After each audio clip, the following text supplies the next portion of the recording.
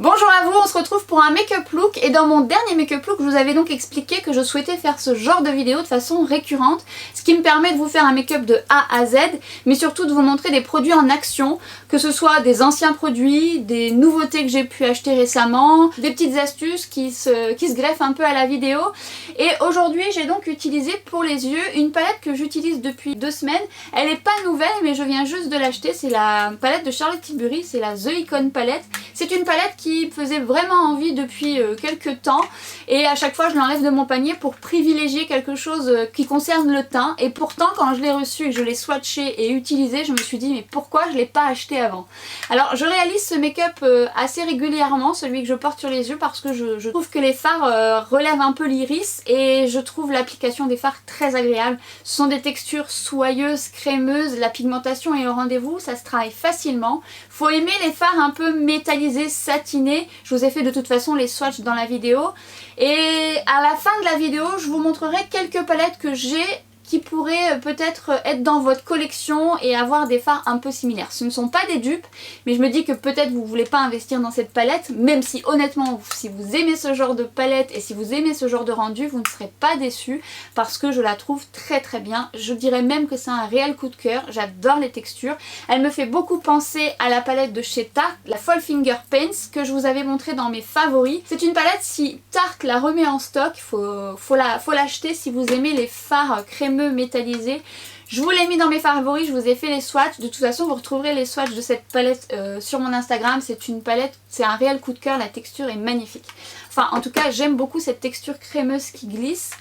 Et la palette de Charlotte Tilbury me fait un peu penser à celle-ci et vraiment je la trouve très très bien. Je vous ai mis également des nouveautés et à la fois pas tant parce que je vous ai appliqué un fond de teint que je viens d'acheter mais qui est pas du tout nouveau, c'est un fond de teint de chez Maybelline. Et à la fin de la vidéo, je vous montrerai quelques swatchs qui pourraient peut-être ressembler à certains des produits que je vais utiliser dans cette vidéo. J'aurais pu vous montrer plein d'autres de nouveautés, mais finalement je n'ai qu'un visage, donc j'aurais pas pu vous faire 36 000 choses parce que j'ai acheté pas mal de produits qui ont un lien avec le teint. Mais c'est pas perdu, je vous ferai ça dans un autre make-up look et vous retrouverez aussi des choses sur Instagram. Je vous laisse sur le tuto et on se rejoint à la fin, c'est parti. Et c'est parti, on commence sur une base bien terne, bien cernée.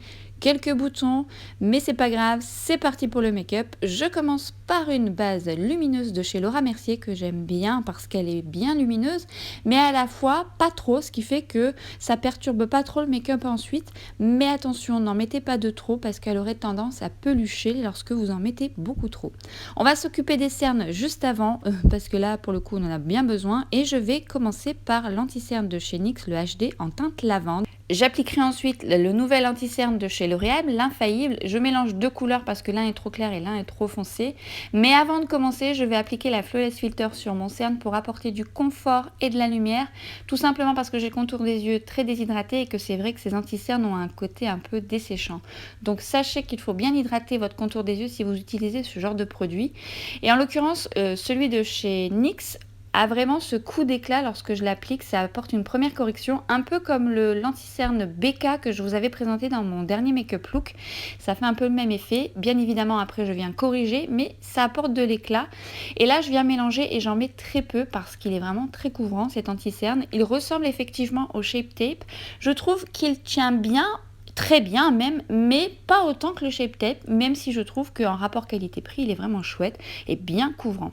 Je vais maintenant passer au fond de teint de chez Maybelline, le Satin Dream liquide, et là je vous montre deux couleurs, mais le 21, le plus clair, est tout à fait adapté à ma carnation. Je voulais juste vous montrer que j'avais acheté le plus foncé pour faire mes prochains mélanges. Je trouve le fond de teint de chez Maybelline assez similaire au fond de teint de chez NARS, le Sheer Glow.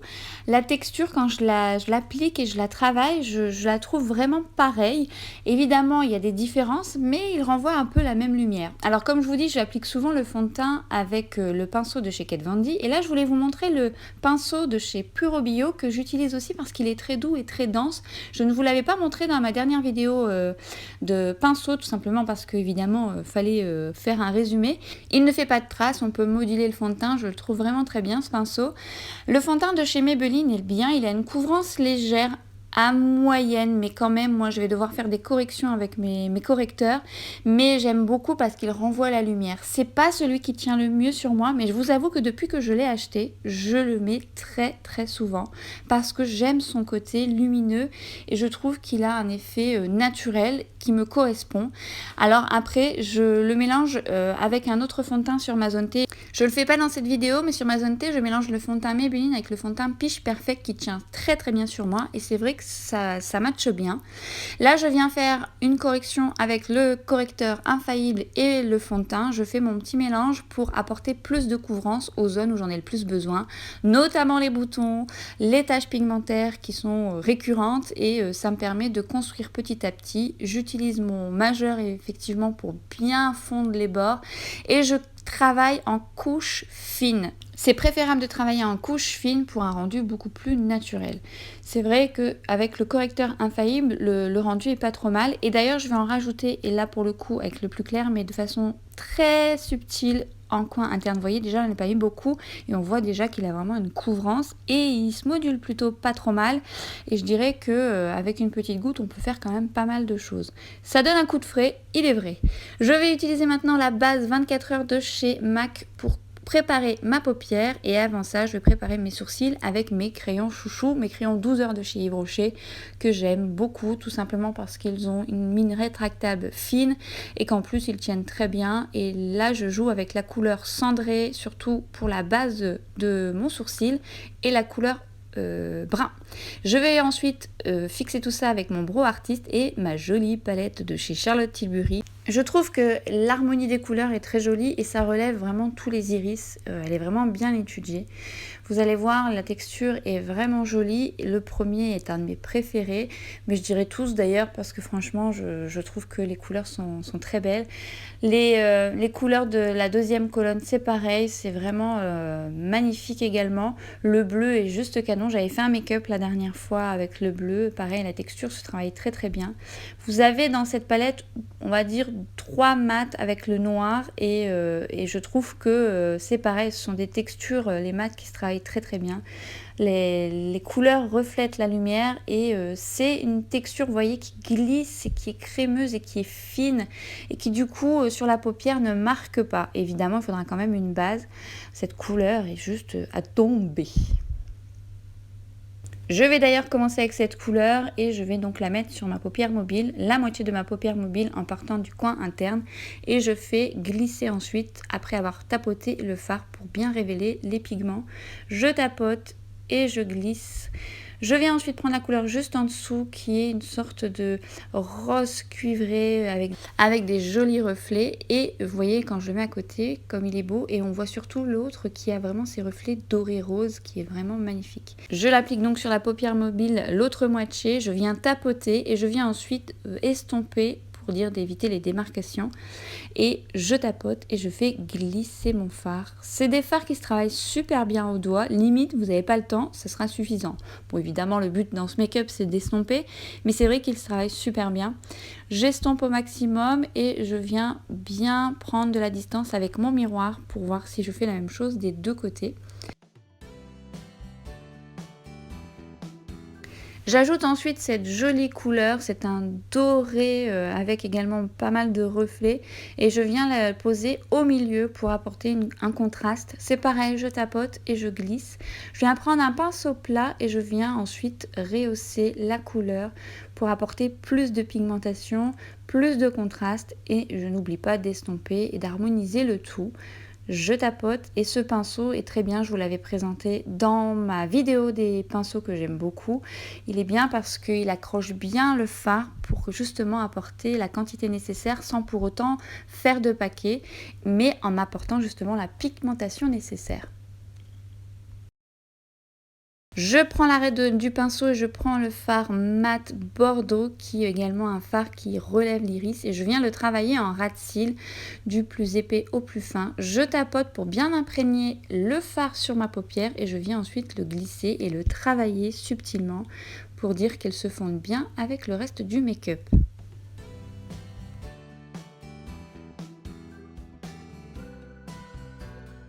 Je viens ensuite appliquer l'autre couleur mat qui est un peu moins foncé, mais un beau marron également, que je viens appliquer en ras de cils inférieur avec un pinceau crayon et j'estompe au maximum.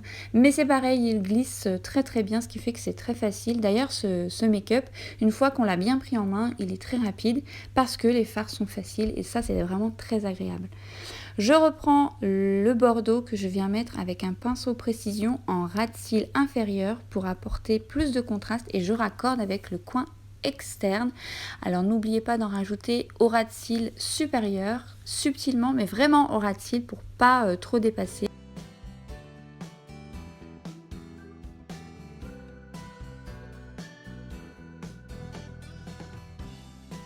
Je viens ensuite estomper avec mon pinceau crayon pour dire de bien harmoniser le tout et apporter un fondu.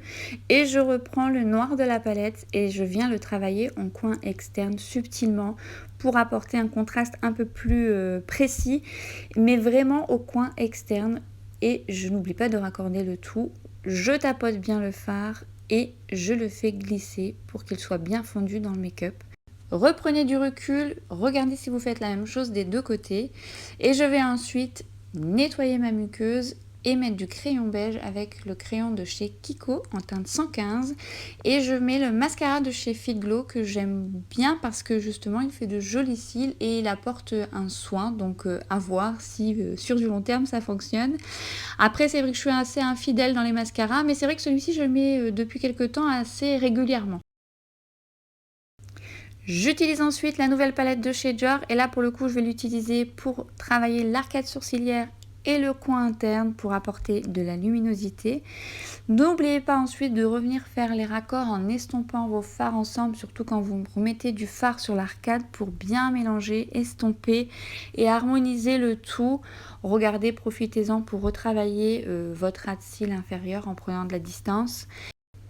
Le make-up des yeux est désormais terminé. Alors moi personnellement c'est vrai que j'aime beaucoup ce make-up parce que je trouve que il relève l'iris. Je l'ai essayé dernièrement sur les yeux marrons et sur les yeux verts et j'aime tout autant. J'aime vraiment ces fards. Vous me direz si jamais vous avez cette palette, n'hésitez pas à me le mentionner ou à me dire si vous aimez ce genre de rendu.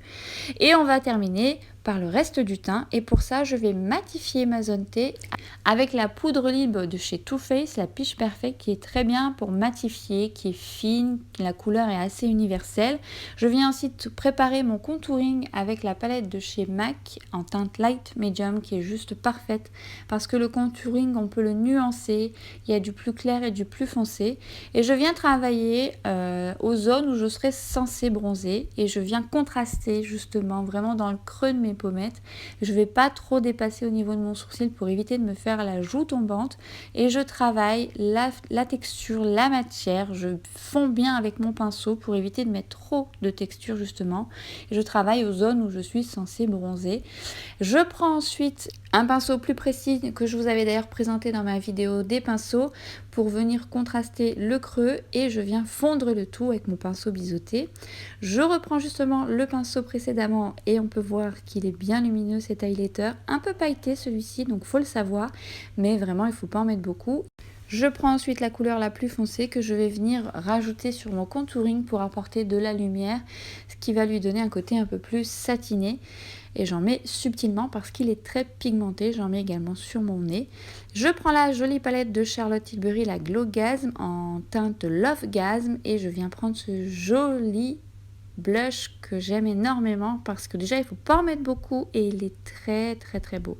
Je viens juste ajouter de la palette la plus claire ce joli rose que j'aime d'ailleurs beaucoup utiliser pour les yeux. Les deux couleurs d'ailleurs pour les yeux sont magnifiques. Mais là pour le coup je vais prendre le rose pour l'ajouter sur le bombé de mes joues pour apporter un peu plus de fraîcheur mais avec parcimonie car ce sont des couleurs très pigmentées. Prenez le temps de travailler vos textures et vos matières et fondez bien le tout avec vos pinceaux. Je reprends mon pinceau biseauté pour bien mélanger le tout et je viens ensuite prendre le crayon de Charlotte Tilbury en teinte Iconic Nude. J'aime beaucoup ces crayons de Charlotte Tilbury parce qu'ils ont une bonne tenue, une bonne texture qui glisse, et je trouve également lorsqu'on a des ridules autour de la bouche, eh bien il est parfait pour éviter justement que votre rouge à lèvres ne file à ce niveau-là. La couleur est très jolie, c'est un joli nude. Je mets ensuite le rouge à lèvres de chez Bourjois en teinte 03. C'est un rouge à lèvres dont je vous ai beaucoup parlé parce que je l'ai acheté en promo chez Leclerc et je l'ai acheté en beaucoup d'autres teintes. Donc si vous voulez les swatchs des autres teintes, c'est également sur mon onglet Instagram, l'onglet lipstick. Ce make-up est désormais terminé. J'espère que ça vous a plu et on se rejoint à la fin pour une petite conclusion.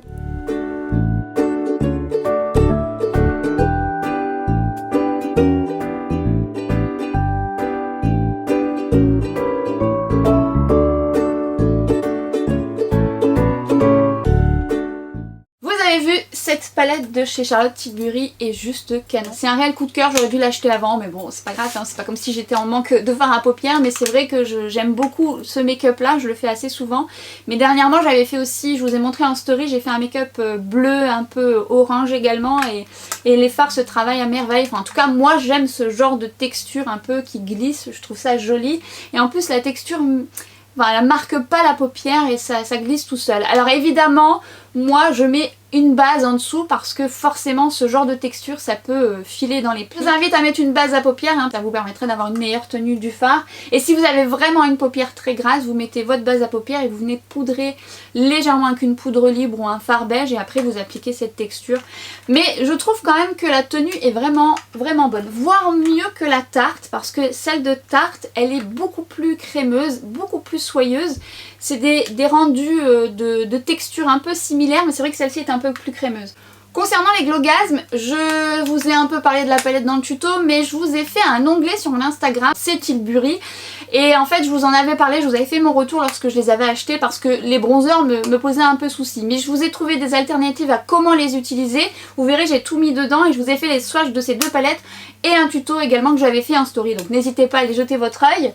Et avant de commencer à vous donner quelques alternatives de palettes concernant les deux fards que j'ai pu utiliser, encore une fois ce ne sont pas des dupes mais des fards un peu similaires, je vais vous parler de la palette de chez Dior. J'ai la toute première, la Glow Face Palette, la première que j'aime énormément. Je vous avais fait des tutos sur IGTV où je me maquille les yeux avec et le teint. Je compte faire un peu la même chose avec cette palette parce qu'elle est propice pour. Je regrette pas du tout mon achat parce que je trouve qu'elle est très jolie cette palette. Mais je sais que ça peut avoir un coût. Je vous avais parlé de cette palette qui soit est dans mes favoris, je ne sais plus, mais en tout cas j'en avais parlé en story. Et encore une fois vous retrouvez les swatchs sur mon onglet d'Instagram Highlighter si je dis pas de bêtises. C'est la palette de la Vie en Glow de chez L'Oréal. Je trouve qu'elle pourrait être une alternative à la palette de chez Dior, même si évidemment ce ne sont pas des dupes. Mais en termes de texture, c'est une palette très réussie. J'aime beaucoup. Elle est crémeuse également et le rendu est vraiment très joli. C'est une très belle palette qui coûte pas très cher. Je pense que je vous l'ai mis dans mes favoris et j'aime vraiment beaucoup. C'est une belle réussite de chez L'Oréal. Alors ici vous avez la palette de chez Dior et évidemment les deux fards où il y a des paillettes, vous ne la retrouvez pas dans la palette de chez L'Oréal. Mais je dirais que en termes de teinte, on peut s'y retrouver. Ces deux-là pourraient se ressembler, mais c'est vrai qu'il y a quand même une différence, c'est que dans la palette de chez Dior, il y a vraiment ce côté multiple reflets avec du rose dedans, c'est encore assez particulier. Mais ça peut être une bonne alternative, sachant que sur la palette de chez L'Oréal, pour les yeux elle est très jolie, et celui-ci pour les yeux est vraiment très beau. Concernant la palette de Charlotte Tilbury, je vous ai trouvé des petites alternatives dans plusieurs palettes. Évidemment, encore une fois, ce ne sont pas des dupes. Et la texture a aussi une différence, c'est-à-dire que je trouve quand même que la palette de Charlotte Tilbury a vraiment ce côté soyeux crémeux que on retrouve pas forcément dans ces fards là, bien que malgré tout une belle texture dans les palettes que je vais vous montrer. C'est vraiment un fard à droite et à gauche, mais je me dis que peut-être vous les avez, donc autant ça va peut-être vous aider si vous souhaitez reproduire ce make-up. Vous avez la palette de chez Maybelline The Burgundy Bar, je vous montrerai après les swatchs, où vous avez la palette de chez Make Up Revolution, la Iconic Fever, et ça c'est la palette de ma soeur. Je voulais en fait la tester et faire les différences avec la Hit, justement parce que je trouvais qu'il y avait une similitude. Je ferai ça prochainement, et justement la Hit je l'ai prise parce que je trouve qu'il y a des fards qui peuvent ressembler à la palette de Charlotte Tilbury. Vous avez celui-ci celui-ci qui pourrait éventuellement être des similaires. Voilà, tout va jouer dans les reflets et des sous-tons un peu plus chauds ou plus foncés. Et là c'est la Charlotte Tilbury. Donc ça pourrait éventuellement être des fards similaires. Alors, la Makeup Revolution qui d'ailleurs pour le coup est une palette rapport qualité-prix, vaut la peine qu'on s'y attarde quand on a un petit budget. C'est vraiment une jolie palette. Je n'ai pas encore regardé si elle était un peu identique à la Hit de Urban Decay, mais elle ressemble quand même à pas mal de teintes de la palette. Toutefois, je trouve que cette palette est vraiment jolie et elle offre quand même pas mal de possibilités. Bien sûr, c'est des teintes chaudes. Alors, on va dire que celui-ci, donc là la Charlotte Tilbury et là la palette de Makeup Revolution, donc j'ai pas trouvé d'alternative pour celui-ci, mais bon, cela pourrait être éventuellement des similaires. Évidemment celui-ci qui a vraiment des sous-tons dorés, un peu rose, il est vraiment très très joli. Bon, il lui ressemble de loin, mais ça peut être dans l'esprit. Et dans la Hit, on va dire celui-ci, voire celui-ci. Bon, celui-ci également. Non, finalement pas d'alternative non plus pour celui-ci. Et je dirais que ces deux-là sont pas mal. C'est vrai qu'il est beau aussi celui-ci de la palette de chez Hit. Bon après là c'est pareil, il n'y a pas les reflets, mais c'est un peu le même esprit. Donc si vous avez cette palette, je pense que peut-être vous avez un fard comme ça qui traîne dans une autre palette, sait-on jamais. Mais au moins vous en avez 2 sur 3. Je voulais également revenir sur les crayons de Charlotte Tilbury que je trouve très bien parce qu'en fait ils permettent au rouge à lèvres de pas filer si on a des petites ridules. Je trouve qu'il est vraiment bien, il a une très très bonne tenue, mais il a un certain coût.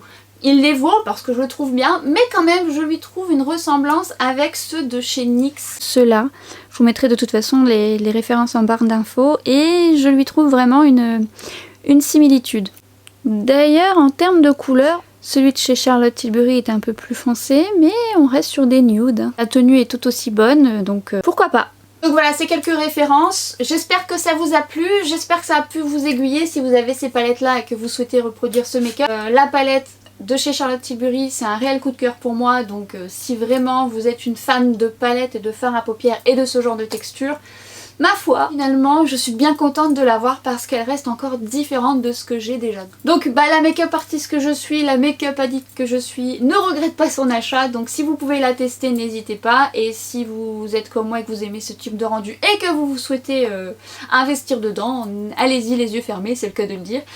Alors c'est vrai que moi j'aime beaucoup la marque Charlotte Tilbury, je pense que vous avez compris, mais il est vrai qu'il y a quand même pas mal de choses dans des petits budgets qui sont vraiment sympas et je pense vous faire des vidéos dans ce sens-là, donc dites-moi si ça vous intéresse que je vous fasse des vidéos avec des plus petits prix parce que j'ai des jolies pépites. C'est vrai qu'il y a des belles choses chez Makeup Revolution, j'ai pas mal de choses, j'ai des petites pépites à droite à gauche de petits prix, donc ça peut être peut-être intéressant. Ce make-up look, cette vidéo est terminée, nous on se retrouve sur Instagram et je vous dis à bientôt pour une prochaine vidéo. Ciao!